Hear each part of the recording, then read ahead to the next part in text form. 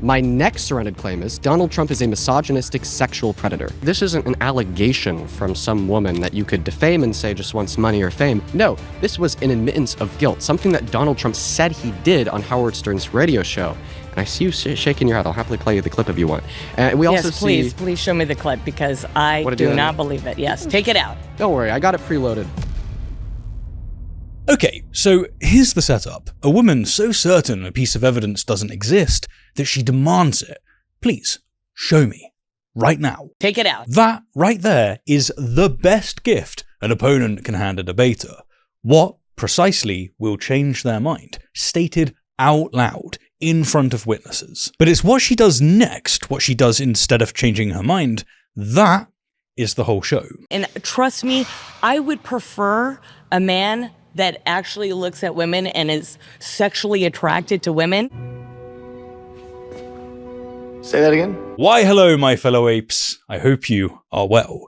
We're back in with the debate hellscape that is Jubilee Surrounded, and if you've never seen one, it's 20 against 1, 20 minutes per claim, and when a claim goes up, anyone who fancies it has to physically sprint for the chair. Now, as for the claim on the cards today... My next surrounded claim is Donald Trump is a misogynistic sexual predator. Which sounds like a sort of culture war smear, except this one is checkable. There's a civil verdict that has survived every appeal Trump could buy, and actual audio. And everyone's getting dressed and ready and everything else, and no men are anywhere. So what follows is less of a debate than a field experiment. What happens when a true believer meets evidence? In the centre chair sits Dean Withers, 21, raised as a Catholic conservative, now one of the busiest liberal debaters on the internet, using his background and experience to argue against the right. He's a Jubilee regular. He's gone rounds with Charlie Kirk and Ben Shapiro on this very set. And this is his second time playing the one in the middle against 20 Trump supporters. So none of what's coming will be new to him. And where he succeeds?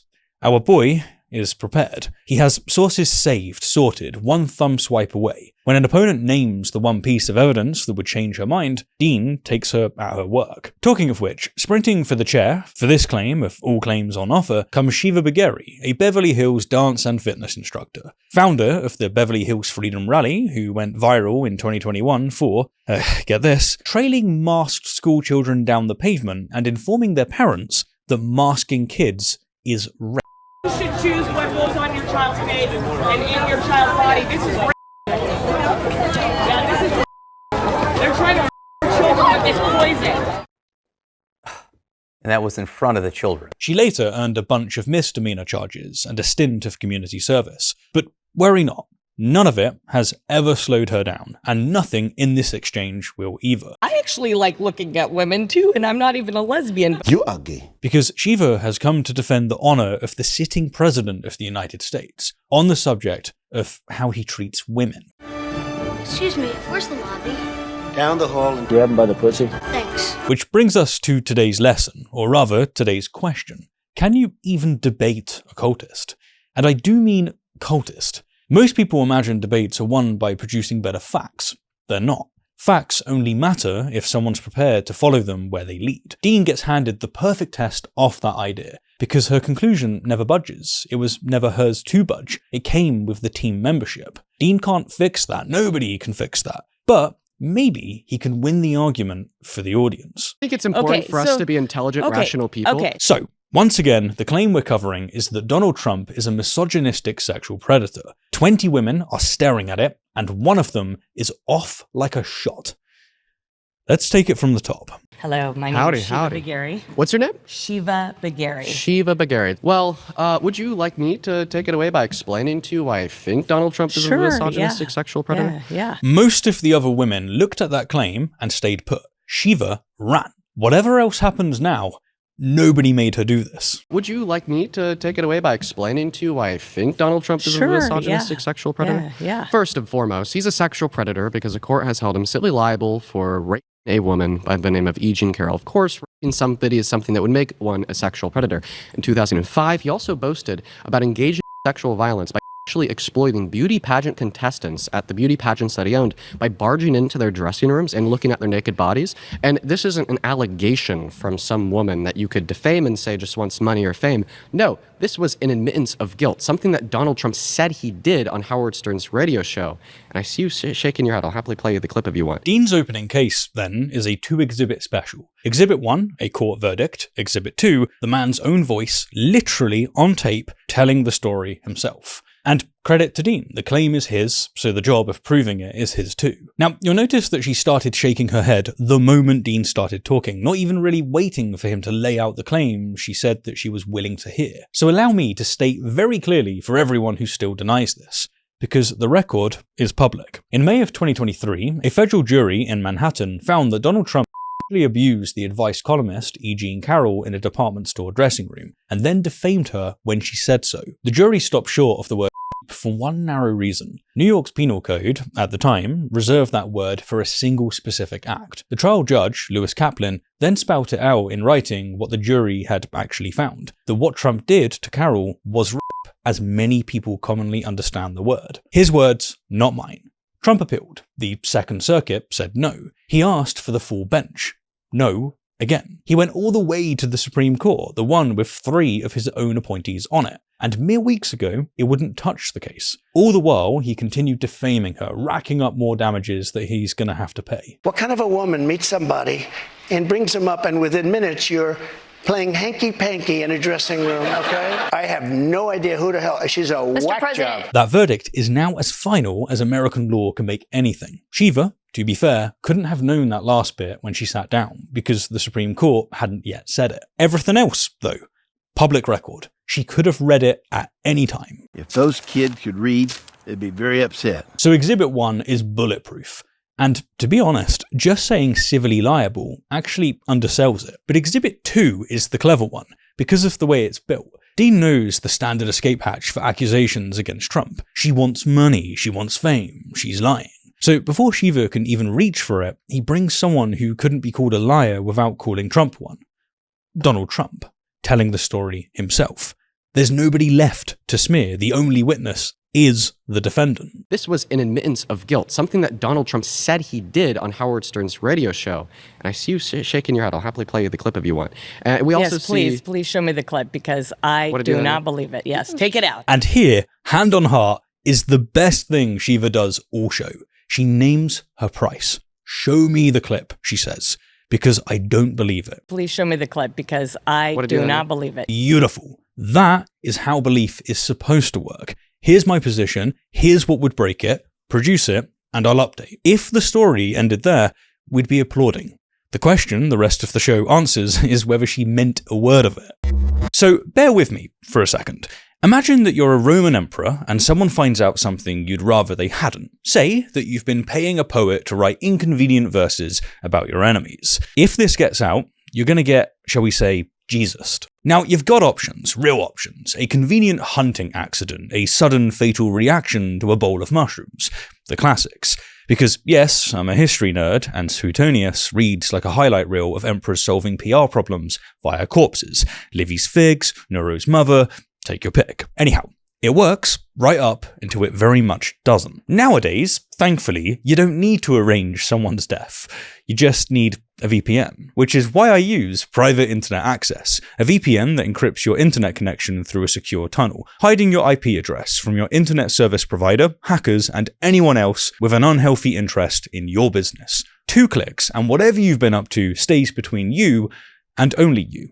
No poison required. And PIA doesn't just claim privacy, it's had to prove it. Their strict no-log policy has been tested in court cases and independently audited by Deloitte, which means that when someone comes asking for your data, there is nothing to hand over. Not because they won't, but because they can't. That is a structural guarantee, not a mere promise. You get servers in 91 countries and all 50 US states, peer-to-peer support, and unlimited device protection, all under one account. Right now, my viewers get 83% off just $2.03 a month. Plus, you'll get 4 months extra free, with a 30-day money-back guarantee, completely risk-free. Over 30 million people already use it. Go to piavpn.com/rationality rules. It's cheaper than a hunting accident and far less likely to end in exile. Thanks. Please show me the clip because I do not believe it. Yes, take it out. Don't worry, I got it preloaded. Okay, good. And so he knows what was coming before she did, and the audio was already queued. And she says, okay, good, and means it. She has just ordered up the one piece of evidence that blows up her own position, and she's pleased about it, because in her world, the tape cannot exist. Confidence like that is its own spoiler. Don't worry, I got it preloaded. Okay, good. So you have done that. I'll tell you the funniest is that I'll go backstage before a show. Yes. And everyone's getting dressed and ready and everything else, and no men are anywhere. And I'm allowed to go in because I'm the owner of the pageant, and therefore I'm inspecting it. I'm inspecting. Right. I want to make sure that everything is good. You're there. Yeah, the dress. Is everyone okay? They're standing there with no clothes. Is everybody okay? And you see these incredible-looking women, and so I sort of get away with things like that. Why don't we start there? Mike's yours. And there it is. His voice, his story, told his way. And he does most of Dean's work for him. He's allowed, using his term, because he owns the place. And I'm allowed to go in because I'm the owner of the pageant. He says, I'm inspecting, I'm inspecting. And therefore I'm inspecting it. I'm inspecting. And then the clip closes on the sentence that sinks every innocent reading available. And so I sort of get away with things like that. He sort of gets away with things like that. Nobody gets away with behavior they think is perfectly acceptable, do they? The phrase itself implies they know there's a line. He knows. He knew in 2005 when this was a fun little radio story. For the record, they were discussing the adult pageant circuit, Miss USA, Miss Universe, and the walking in wasn't hypothetical. Tasha Dixon, Miss Arizona, USA 2001, later described him doing it, just as he boasted. He just came strolling right in. There was no second to put a robe on or any sort of clothing or anything. Some girls were topless, other girls were naked. But several former Miss Teen USA contestants also alleged that Trump entered their dressing room while they were changing, some of whom were as young as 15. And then I saw him walk into the dressing room just like he has bragged about on Howard Stern, and the audio is out there for anybody and everybody to hear. He brags about this. It's not that I'm accusing him, I'm simply verifying what he himself has said. CNN is fake news. Trump denies this, but given his long documented history of lying, I'll let you decide if you believe him. And so I sort of get away with things like that. Why don't we start there? Mike's yours. Okay, well, he said that he probably sees them. It doesn't say they're naked there, so It does. They might have. No, it doesn't. Hold on. She demanded this clip, insisting that Dean prove it. The clip has now been played in her face in front of everyone, and her response is that it doesn't say what it says. The stench of Trump's admission is still hanging in the air, and she's telling the man holding the phone that the words weren't in it. Better still, she's downgrading Trump's own account for him. He said that he probably sees them. It doesn't say they're naked there. Probably. The man himself said he gets away with seeing beautiful women with no clothes on. The probably is her addition, a mercy he never asked for, and the tape doesn't allow. This exact move is called denialism, and the engine underneath it is what psychologist Shiva Bagheri named motivated reasoning. When the conclusion is non-negotiable, the brain quietly rewires the evidence. The question stops being, is this true? And becomes, how do I get out of this? So every second Shiva spends with the tape is spent hunting for an exit. It doesn't say they're naked there, so It does. They might have. No, it doesn't. You said that they have no clothes on. When you have no clothes on, you're naked. Who said that they didn't have clothes on? Donald Trump. He didn't say that in the clip. Yeah, I'll show you. Okay, again, I want to hear it again. Either she wasn't listening, or we're witnessing that process of denialism. Dean lines up the clip again to prove it contains the words no clothes. Meanwhile, Shiva is certain, absolutely certain, that it doesn't. Okay, again, I want to hear it again. Is everyone okay? They're standing there with no clothes. Is everybody okay? There you go. Oh, well, it's he didn't actually say clothes, but yeah, he said clothes. Really, Shiva? The defense rests, ladies, gentlemen, and gentle them. He said no clo, not no clothes. We didn't hear the last syllable. Oh, well, it's Like, he didn't actually say clothes. That is the hill that she wants to die on. Show me the clip exists has now become the clip needs to contain the word naked, or it needs the complete sentence with no clothes for Dean's claim to be true. This is moving the goalposts. The test gets swapped the instant it's passed. Donald Trump, she's now arguing, may merely have been describing women standing there with no cloaks. Clogs, possibly. We'll never know. Please show me the clip, because I do not believe it. That was the deal, and she's the one who wrote the terms. And look at the payout. The evidence arrived, the belief didn't budge. So, a defense had to be found, no matter how absurd. This is straight up denialism. The conclusion is fixed, so the story mutates to protect it. He didn't actually say clothes. Well, there you have it. Case closed. We've gone from the tape doesn't exist to the tape exists, but it doesn't say that they're naked, to yeah, well, he didn't complete the word, and so could have meant anything. Oh, well, it's a club. I say Each defense is smaller and slimier than the last, and yet, notice that every one of them is held with the same total confidence. And this is why Dean's phone is the unlikely hero of this episode. Without that audio in the building, Shiva's overwhelming confidence, where she says he never said that, it will win. It just does. That's how it works. The audience can't check. She sounds sure, moving on. With the audio, though, the denial has to do its quick changes in public, in full view of everyone. And what we often see with debates like this is that the person across from you isn't always the person you can convince. The evidence is for everyone else in the room, everyone watching. Bring your phone, print a sheet off if you need to, but have it to hand, not just some source that you can gesture towards that no one can ever check later. He didn't actually say clothes, but yeah. he said clothes. I think it's important for us to be intelligent, rational people who say no clothes. Yeah. Thank you. We need to stop coddling people who say stupid things in debates. Everyone knows what Trump meant when he cut himself off. Admit it, and we can move on. I think it's important for us to be intelligent, rational people who say no clothes. And then Howard Stern says, so you're like a doctor. I definitely don't agree Why did with Howard that? Stern say you're like a doctor? Because doctors get to see people naked. Dean goes in for the kill. If I'm inspecting had an innocent reading, somebody in that 2005 studio might have taken it. Stern didn't. His joke is the joke of a man who knows full well what story he's being told. Trump used his position to look at undressed women. I want to make sure that like everything was good. Yeah, the dress. Is everyone okay? You know, they're standing there with no clothes. Is everybody okay? And you see these incredible looking women. And so I sort of get away with things like that. Both men on that recording know what it is. Everyone knows what it is. But whatever Shiva believes, she has to nevertheless defend Trump. This is where things turn from denialism to downright disgusting. Why did Howard Stern say you're like a doctor? Because doctors get to see people naked. Okay, I don't agree with that. But men are men, and men have testosterone, and men love beautiful women. And trust me, I would prefer a man that actually looks at women and is sexually attracted to women than someone that is not. And I actually like looking at women too, and I'm not even a lesbian, but I think women's bodies are beautiful. It's like Ma'am, I'm sorry. I mean, what the actual fuck is that? It's fine, she assures us, because men are men and testosterone exists. That's the argument. More to the point, this is the goalpost shifting once again. Her position at the start was that barging in on undressed women is wrong, and Trump didn't do it. He's an honest Christian man, don't you know? I'm wondering what one or two of your most favored Bible verses are and why. I wouldn't want to get into it because to me that's very personal. I have great relationship with God. I am the chosen one. Her position now? He did it. It's fine. Boys will be boys.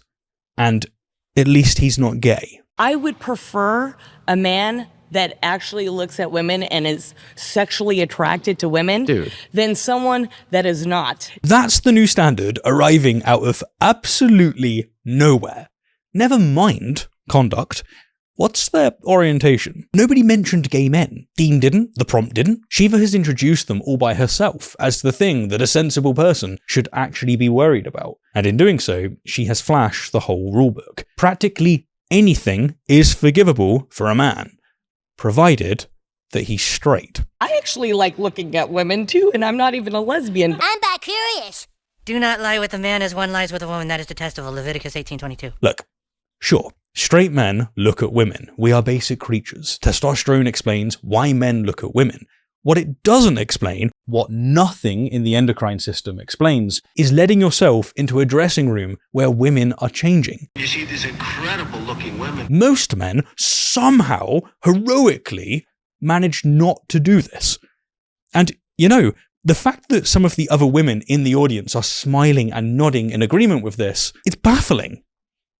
It's genuinely baffling. I actually like looking at women too, and I'm not even a lesbian, but I think women's bodies are beautiful. It's like Ma'am, art I'm to me. sorry. As for this, sure, people appreciate beautiful things. That's why galleries exist. But a person isn't a painting, an object hanging on a wall. And even with them being pageant contestants, when in that dressing room, they weren't exhibits and hadn't agreed to be. You know, just as a boxer isn't okay with being punched on the train while on a commute. That's not how it works. Consent is the question, and the art comparison sails right past it. I actually like looking at women too, and I'm not even a lesbian, but I think women's bodies are beautiful. It's like Ma'am, art I'm to sorry. me. No, It's art I'm to sorry. me. This is disgusting. No, and you just told me that Yes. you would prefer a man who, quote unquote, likes the female body and is willing to barge into the private women's only dressing rooms to look at them while they have no clothes on. I said compared before to that you're saying I think that real men I with don't believe testosterone that's are sexual right. predators. So you just lied about me right now because I said I don't believe what he did was right. But by it was going the in there. but I would prefer a man who likes to look at the naked bodies of women that got it. Dean hears the ranking for what it is and calls it out.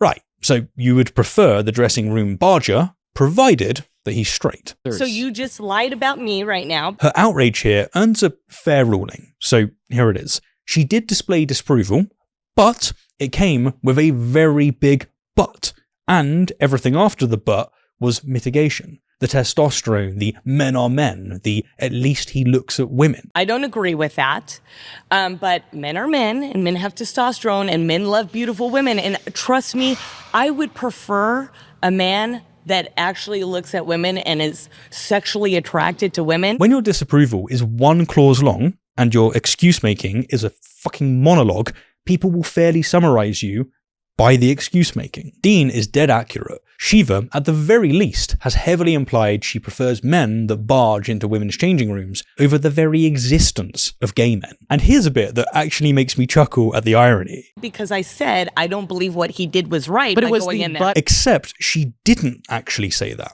did she? Not those words.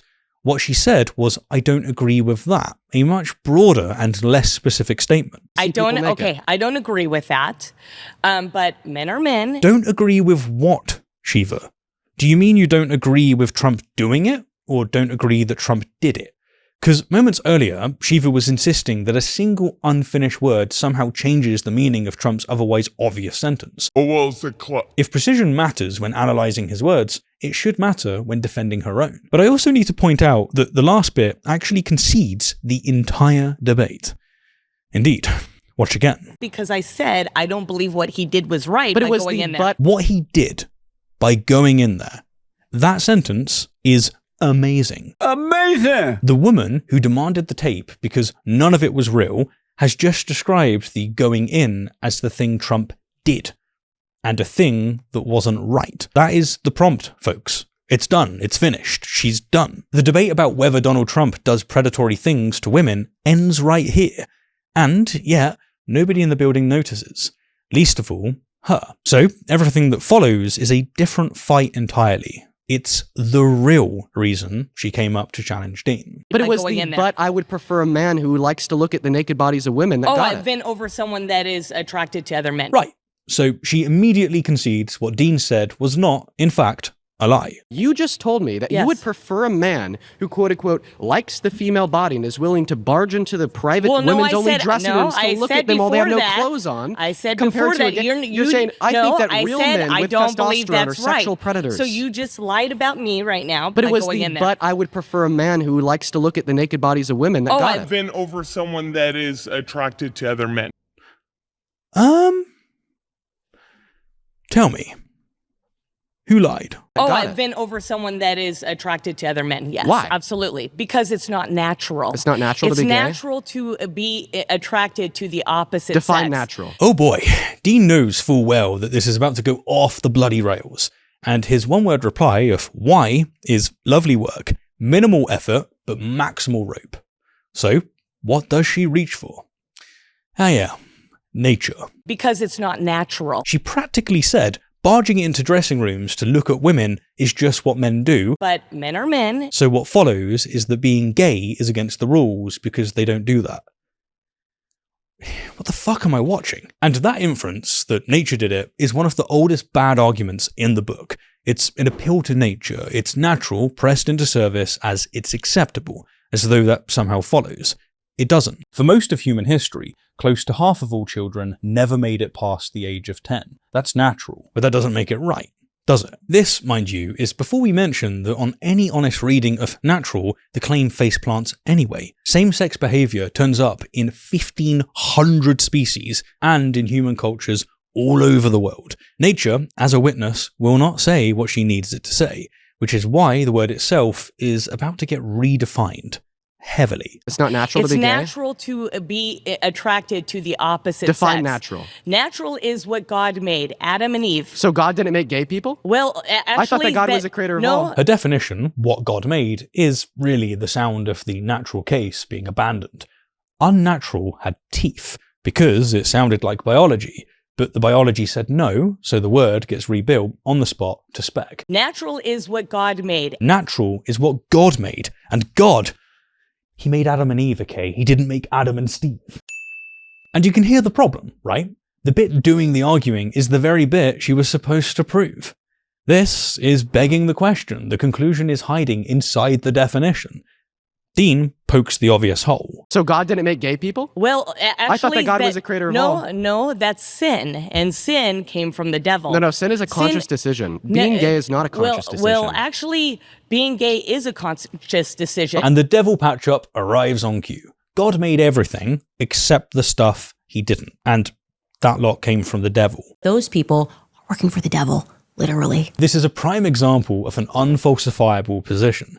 The claim started life as being gay isn't natural, a statement about the world that's checkable by looking at nature, which is best done with Stephen Fry.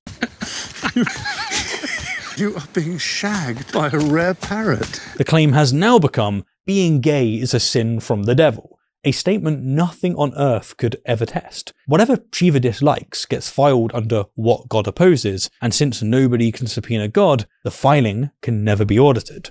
It's yet more motivated reasoning, now with a steeple on top. If evidence can disprove your predetermined conclusion, all you need to do is put your claim outside of the reach of evidence. And this is why I think the word cultist is a fitting description. You see, none of this is improvised. All of these phrases, it's not natural, God made Adam and Eve, sin came from the devil, being gay is a conscious decision, you've heard every one of these lines before, from other mouthpieces. They arrive pre-programmed, and that's why they're all so terrible. She has never once had to defend them, because inside her bubble, nobody pushes back. It's why we've called this kind of debater an NPC. There's no processing going on, just a dialogue tree. Ask something that's not in the tree, and the system doesn't produce an answer. It produces the next line of the script, because the conclusions are identity protecting rather than arriving through reason. Now, this particular line of script has a landmine in it. In her own theology, sin lives in choices. Nobody sins by existing. The sin is in the doing.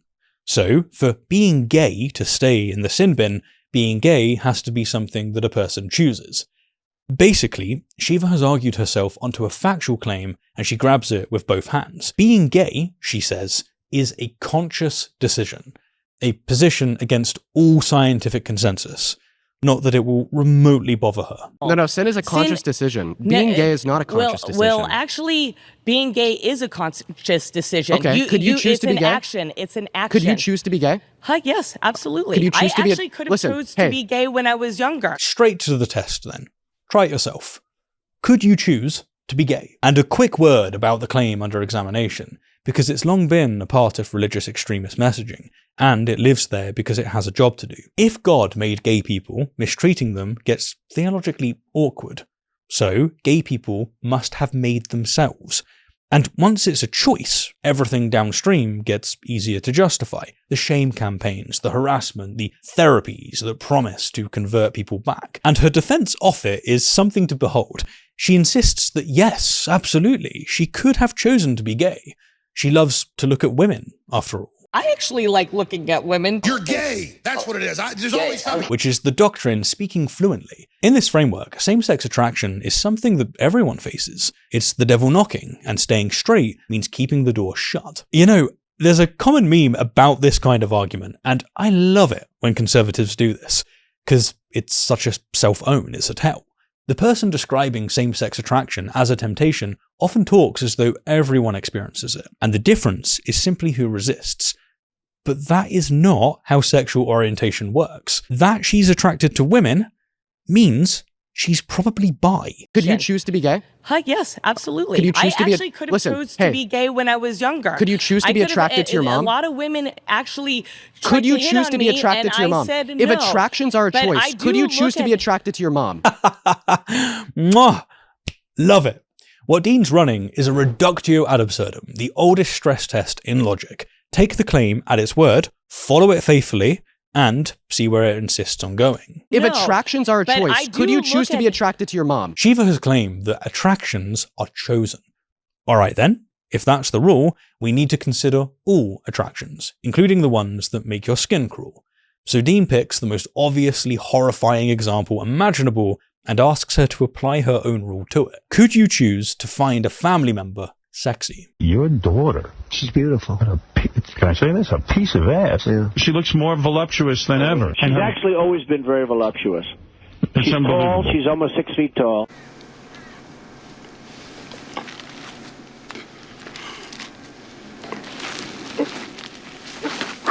Shiva's options are grim. Say yes, and she keeps the rule at the cost of telling the world that she could, with a bit of effort, fancy her own mum. Say no, and the rule dies, taking the sin and choice principle down with it. The third option is to dodge the question entirely, which is usually just no with worse optics, because everyone can see which answer is being protected. Could you choose to be attracted to your mom? If attractions are a choice, could you choose to be attracted to your mom? Huh? Can you choose to be a pedophile? No, I couldn't choose to be a pedophile. Could you choose to be attracted to your mom? Oh, so there you go. He thinks, no, it's an action, honey. And you can choose to sin or you can choose not to sin. I try to keep the devil away from me. Can I just get a... For crying out loud. The pedo question. If you've ever seen a debate about sexuality anywhere on this wretched internet, you saw this coming a mile off. It arrives every single time. And here's what it's for. In Shiva's head, Dean's question can't be a real question. It has to be a trap designed to produce a damaging clip. Because in her world, questions aren't requests for information, they're attempts to manufacture ammunition. So she mirrors it. She throws back something so ugly he'll refuse to answer, and then uses his refusal to justify her own. That's the plan. Bad faith, assuming bad faith, hoping for a stalemate. Can you choose to be a pedophile? No, I couldn't choose to be a pedophile. And Dean just answers it, to the confusion of at least some of the women in the audience. Oh, so there you go. He thinks... Which... These people, man. Anyway, no, Dean couldn't choose to be Epstein's best buddy, and his question goes right back to her. The stalemate she ordered never arrives, because his position was never afraid of her question. His rule is that attractions aren't chosen, and this handles the question instantly. This is a problem for her commitments, not his. And quietly, that mirror question has betrayed her, since she slipped into Dean's framework. No, it's an action, honey. It's an action, she says, which means the attraction itself is no longer the choice. The action is. That is the intuition that Dean has been asking her to consult all along. She has it, she even just used it, but aiming it at her own claim is the one thing that she will not do. No, it's an action, honey. And you can choose to sin or you can choose not to sin. I try to keep the devil away from me. Can I just get a clear answer to the question? And no, this is a clear answer. But see, you don't come from a biblical standpoint. What are the first 4 books in the New Testament? I come from a biblical standpoint that there's 2 sexes. She calls that a clear answer. It was several things. Clear wasn't among them. The question was, could you?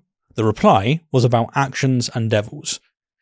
But her next move... You don't come from a biblical standpoint. ...could be simply translated to, your question doesn't count because of where you were standing when you asked it. Questions from outside don't even get processed. They get dismissed as coming from the wrong sort of person. Pretty handy, huh? As for Dean's pop quiz... What are the first 4 books in the New Testament? It's a cheap shot, yes. but a damn effective one. Shiva has just dismissed Dean's question because he doesn't come from a biblical standpoint, so he immediately turns the credential test back on her. Not because naming the Gospels would settle anything about sexuality, obviously it wouldn't, but she has just made biblical qualification the price of admission. If Dean's standing is relevant, hers is fair game too. She has stopped defending her claim and started policing who is allowed to question it. I come from a biblical standpoint that there's two sexes, there's no 50 different genders. That came from a pedophile named John Money who lied about a study to push reassignment surgery on thousands of people through his lie that butchered this poor boy and put him through hell. Reimer twins, go look it up on Oprah. It is all so predictable, I swear. If there's a prophecy that you just know it's always going to come true, it's that once someone's dragged homosexuality and into the same conversation, you just know that trans people would end up on that ledger next. And sure enough, now the very recognition of gender diversity is being blamed on a man who conducted an experiment on a child. In one turn, she's clean off Trump and onto the full catalogue. There are only two genders. The idea of anything else was cooked up by a paedophile, and beyond anything gay or trans, there lurks, if you squint, a child user. You know, it's the standard conservative culture war package, recited end to end. Remember where this started. Dean's charge is that Trump preys on women, and Shiva's answer, at long last, points to a completely different man who preyed on children. There's no 50 different genders. That came from a pedophile. This is a red herring, an emotionally charged detour that pulls the discussion away from Trump and from the question Dean actually asked. Reimer twins, go look it up on Oprah. Dean is going to avoid this, but we don't have to, and I don't think we should, right? I think this is actually worth tackling, so bear with me here. John Money was a psychologist at Johns Hopkins and a titan of mid-century sexology. In fact, he helped to popularize the modern use of gender as distinct from sex. His theory was that gender identity is malleable in infancy. He thought that if you assign a gender to a child early enough and raise it consistently enough, the identity will follow, something that would be proven wrong through an experiment that never should have happened. It makes it very exciting, don't you think, to live in an age of discovery of human personality this way. In 1966, 8-month-old Bruce Reimer lost his penis during a botched circumcision, and on Money's advice, he was surgically reassigned and raised as Brenda, while his identical twin, Brian, grew up as the control group nobody consented to being. Money reported the experiment as a triumph for years. It wasn't. It was a catastrophe. The sessions he ran on those boys, as both brothers later described them, involved coercive rehearsal play that any humane vocabulary files under abuse. He was never charged. Paedophile is Shiva's word, and no court ever made it in theirs. If I would have done the things that he's done, I would be in prison. But I don't have a degree or a diploma to hide behind. I don't feel it's right. Children got no business seeing pornography. Children have no business being stripped and photographed. Children have no business positions. That's sick. But the dark core of Shiva's story is real, and it should be said plainly. The man's defining experiment ruined 2 children, and both died young. Brian by overdose in 2002, Bruce, later known as David, died by suicide in 2004. So the horror story checks out. But here's what makes this... This is the worst citation that... This is bizarre, right? Seriously, this is such an own goal. And here's why. Money's theory, the thing the case was famous for demolishing, was that identity is assignable, blank at birth, written by upbringing. That is, the idea that if you pick the gender, the child will become that gender. Notice that this is the strongest it's a choice claim ever actually put to the test. And yet, the test failed. It screamed no. David Reimer was renamed, redressed, given hormones, raised female by every adult in his world, supervised by a doctor, and the assignment never took. David knew. He knew against everyone he trusted, against surgery and chemistry, and his own paperwork. His identity asserted itself anyway. So, to put it bluntly, Shiva has walked into a debate about whether people can choose what they are and cited the most famous case on record of a human being who could not be made into something he wasn't. with the full weight of medicine and family pushing the other way. That, my fellow apes, is a magnificent own goal. Now, one more bit of tidying before we move on. Even if every dark thing about money were true, and most of them are, it wouldn't impact whether gay or trans people are real, would it? Ideas don't inherit their inventors' crimes. The Haber-Bosch process doesn't stop feeding millions because Fritz Haber also pioneered chemical warfare. Judging a claim by its origins rather than its merits is a fallacy. It's the genetic fallacy. And the concept came from a bad man is the version that you'll meet most often. Reimer twins, go look it up on Oprah. Yeah. Okay? So I'm going to ask the question again. You don't live in I'm going to ask reality. the question again. I live in reality where I know Jesus. that a tree is a tree, a woman is a woman, a man's a man, and if you are choosing, a moron's a moron. And if you're choosing, oh, see, that's what they do. When they can't win an argument, they go for calling. Okay, pause. Everybody pause. Dean, we gotta ask that you don't do personal attacks. Okay. That's a warning. Now, I understand why the host intervenes. Dean insulted her, and direct personal attacks are against the rules. Fine. But the rule has a very peculiar perimeter, no? Shiva can call gay people unnatural, drag paedophilia into a discussion about homosexuality, and tell Dean that he doesn't live in reality, all without intervention. But the second he calls her a moron, the host steps in. We gotta ask that you don't do personal attacks. Okay. That's a warning. Okay. All right. So first and foremost, the question once again was, could you choose to be attracted to your mother?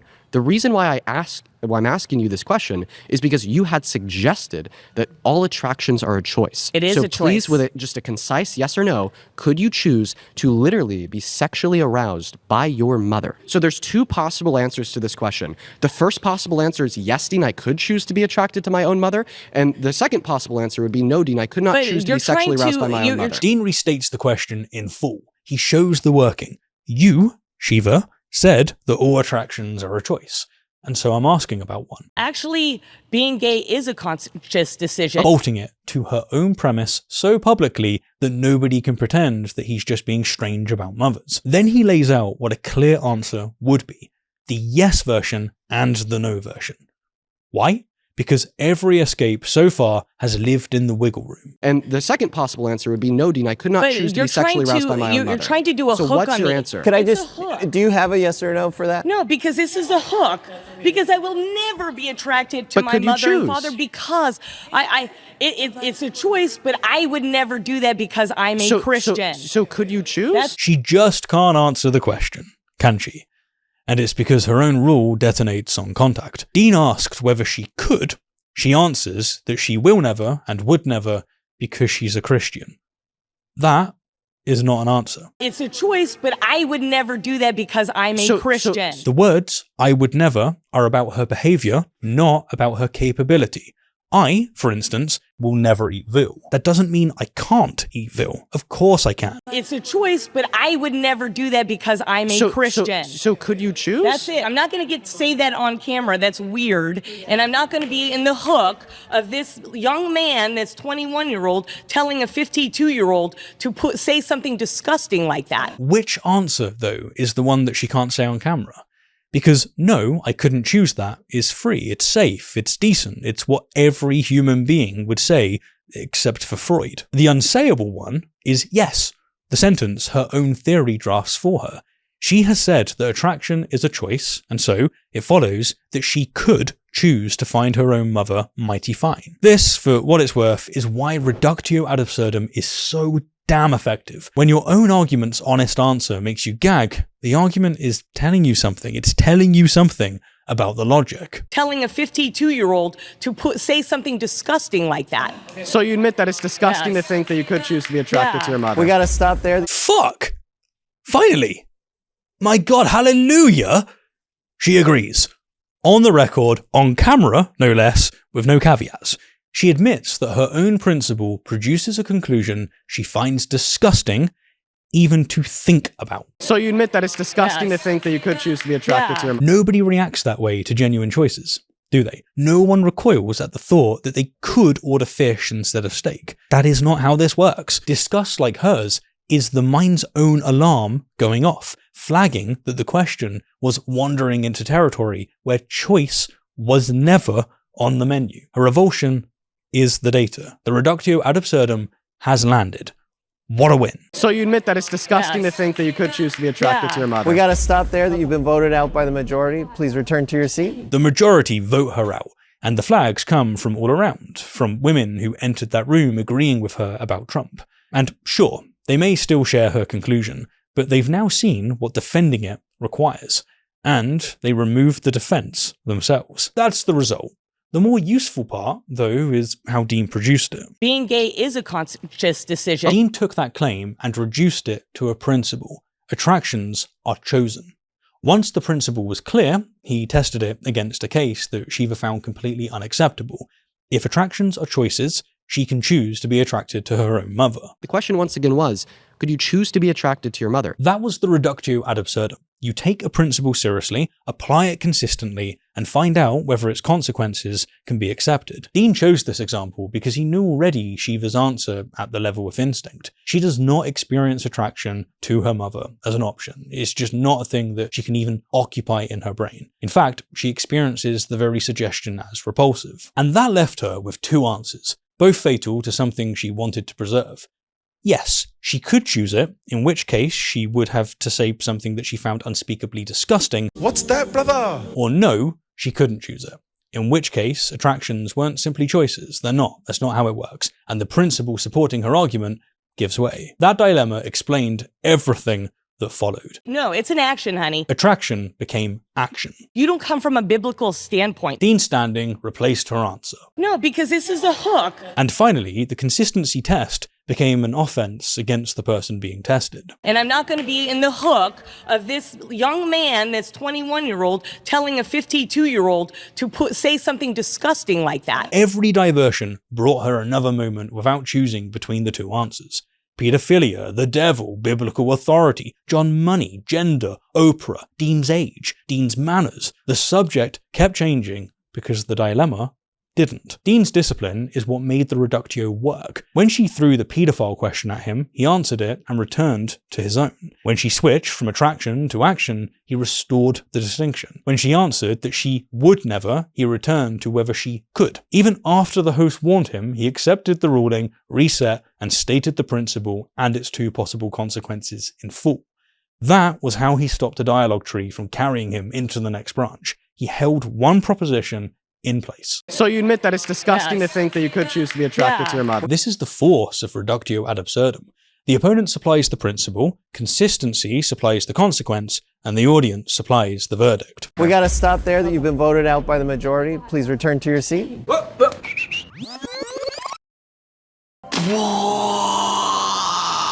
Anyhow, as always, thank you kindly for the view, and an extra special thank you to everyone who supports the channel, including today's sponsor, Private Internet Access. This is definitely going to go in the bloopers now, isn't it? Do you think it is he's actually attempting a sort of mating ritual? Oh, Ross. You are being shagged. Or not.